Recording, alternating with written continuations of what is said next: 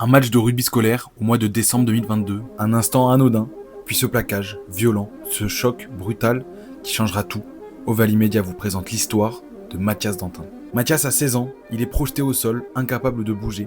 Il entend le craquement sourd de ses cervicales qui se brisent. Son corps refuse désormais de répondre, figé dans le silence. L'ambulance, l'hélicoptère, l'hôpital, le combat pour sa vie commence alors que l'adolescent réalise l'ampleur du drame. Il est devenu tétraplégique. Le jeune homme qui rêvait d'entrer à l'armée, de courir sur les terrains, de vivre libre, se retrouve prisonnier de son propre corps. Le choc est immense, la colère et la douleur s'installent, la vie semble s'écrouler, mais Mathias refuse de se laisser détruire par le désespoir. Il trouve refuge dans sa foi, une lumière au milieu de la nuit.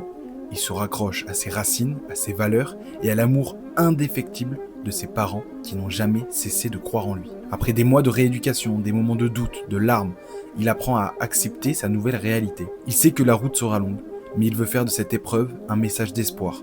Avec courage, il accepte d'exposer son histoire, de parler publiquement de son combat, notamment devant les joueurs de l'équipe de France de rugby, touchés et inspirés par sa force. Aujourd'hui, Mathias vit à Toulouse, entouré d'une équipe dévouée dans une résidence adaptée. Son corps reste lourdement handicapé, mais son esprit est libre, plus fort que jamais. Il milite pour une meilleure protection des joueurs, sensibilise au handicap et transmet à tous l'importance du respect et de la solidarité.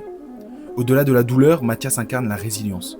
Il nous rappelle que même dans les pires moments, la vie conserve sa beauté et sa valeur. Sa famille, son combat, sa foi, tout cela inspire la grande famille du rugby qui peut, à travers lui, puiser une source d'espoir et de courage. Car le rugby, comme la vie, est fait de chutes et de relances. Et Mathias nous enseigne que parfois, se relever ne veut pas dire marcher à nouveau, mais avancer autrement, avec dignité et détermination. Alors que son histoire soit un exemple pour tous. Dans l'adversité, on peut trouver la force d'aller de l'avant et dans la douleur, le courage de ne jamais abandonner.